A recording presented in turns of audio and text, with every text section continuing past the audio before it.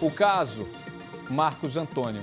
Gente, esse homem aqui, um empresário de sucesso, respeitado, mas que foi vítima, você não vai acreditar, de uma emboscada preparada pelos melhores amigos. E eu vou deixar uma aspas aqui. Um casal que tinha confiança do Marcos e o motivo dessa morte, o casal, é esse daqui, Luciano e Jéssica.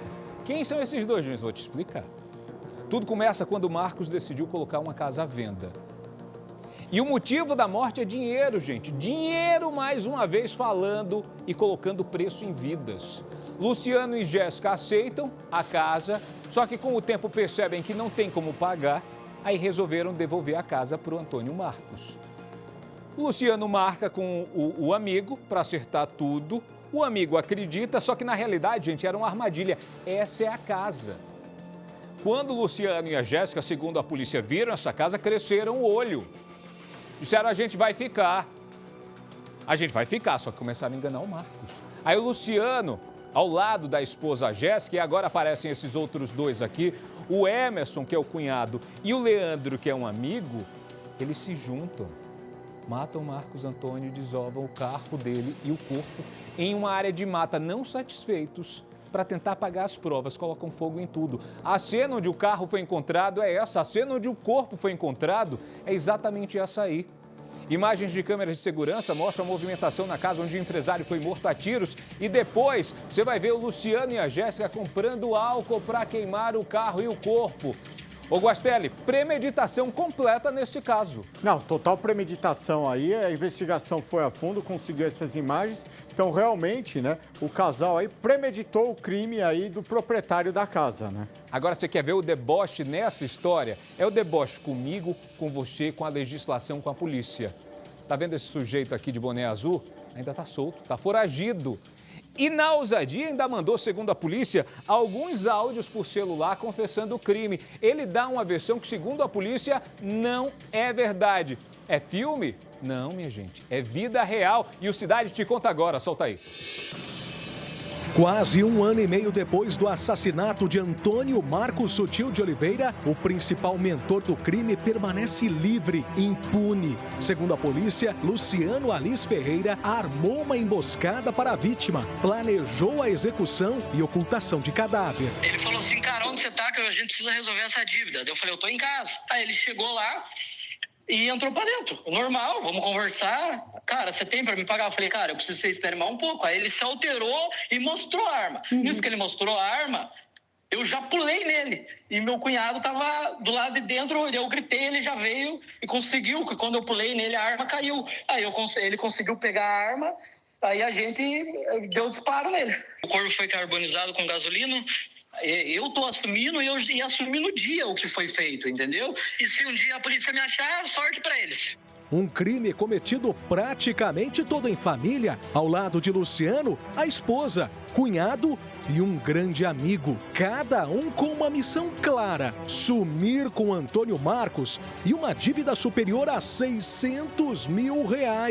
Essa pessoa próxima à vítima conta que Marcos era muito amigo de Luciano. Quando o rapaz precisava de ajuda financeira, Marcos era o primeiro a ser acionado. Desde Pix, né, que a gente pede para um amigo, né, às vezes um favor, até valores bem altos, até tratando de coisas de terceiros, né. Uma das dívidas, talvez a maior, foi de uma casa em Piraquara, na região metropolitana de Curitiba. O imóvel foi vendido por Marcos a Luciano e a esposa, Jéssica Marçal Rodrigues. Foi ela quem assinou a papelada. Segundo a família de Marcos, Luciano e a esposa pagaram apenas parte do valor da casa. O restante ficou acumulando juros, assim como outras dívidas. Os valores só foram aumentando e Marcos insistia na cobrança da dívida. Às vezes, Luciano pagava alguma coisa, mas na maioria ele prometia que um dia ia quitar e por aí. Foi então que, em janeiro de 2024, a vítima conseguiu fazer um acordo com um amigo. Luciano ofereceu a casa que, anos antes, tinha sido comprada, inclusive, por ele, como parte deste acordo, para que, enfim, eles pudessem ficar em paz. A promessa é que ele entregasse o imóvel em 2 meses. Para convencer Marcos, Luciano chegou a enviar vídeos do interior da casa. Passaram-se os 2 meses prometidos e, em março, Luciano marcou um encontro com Marcos para, enfim, fechar a compra da casa. A vítima não imaginava, mas era uma armadilha.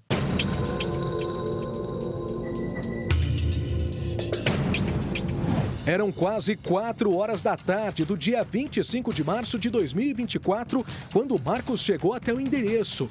Ele estaciona o carro em frente ao imóvel e desce. Essa é a última imagem de Marcos ainda com vida.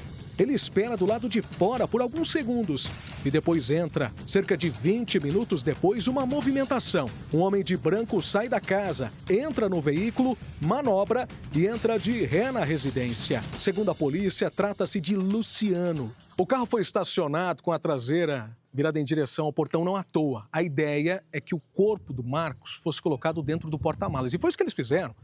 A partir daí, tudo mais rápido. 5, 6 minutos, o corpo já estava no porta-malas e os envolvidos no crime preparados para poder esconder o corpo. Foi então que eles foram naquela direção, percorrendo cerca de 40 quilômetros até a zona rural de São José dos Pinhais. A região é conhecida como Campo Largo da Roseira. Quem chegou primeiro por aqui, antes mesmo da polícia, foram familiares de Marcos, graças a essa mensagem enviada por Luciano. Nela, o homem aponta a localização do corpo em uma primeira confissão do crime. Ele falou para a família que ele tinha feito isso, que ele ia se entregar, né? Que ele não estava mais aqui na cidade, mas que ele ia se entregar e que ele tinha feito isso, pediu desculpa até em algumas mensagens. E ele mandou, né, para a família mais ou menos onde que estaria o corpo. Com a ajuda das autoridades, o corpo de Marcos foi encontrado 3 dias após o assassinato. Ele estava carbonizado dentro do próprio veículo. Começavam ali as investigações que em poucas horas teriam um primeiro avanço com a prisão de Leandro Marçal Rodrigues. Em depoimento, ele afirmou que não participou do assassinato, apenas ajudou Luciano a fugir e deu detalhes do motivo do crime. Apesar da confissão, a justiça decidiu soltar Leandro, que poucas semanas depois perderia a vida num acidente de trânsito. Enquanto isso, os outros envolvidos no crime fugiam das autoridades. Jéssica, a esposa de Luciano, por exemplo, fazia de tudo para sumir do alcance da polícia. No dia do crime, ela foi gravada comprando uma garrafa de álcool. A suspeita é que o líquido tenha sido usado para limpar a cena do crime. Já o irmão dela e cunhado de Luciano, Emerson Marçal Rodrigues, teria uma participação ainda maior no assassinato. Teria sido ele quem ateou fogo no carro de Marcos e, consequentemente, no corpo da vítima. Já Luciano foi quem atirou na nuca de Marcos. Por telefone, o homem alegou que o disparo foi feito numa tentativa de se defender. Ele estava alterado, armado, e se a gente não tivesse entrado em luta corporal com ele, eu e meu cunhado, e não tivesse tomado a arma dele, ele tinha matado a gente também. A polícia, no entanto, descarta a legítima defesa. Ele premeditou esse crime, foi uma família que organizou tudo isso. É possível visualizar o senhor Luciano, junto com a senhora Jéssica, comprando álcool e fósforo no mercado local próximo.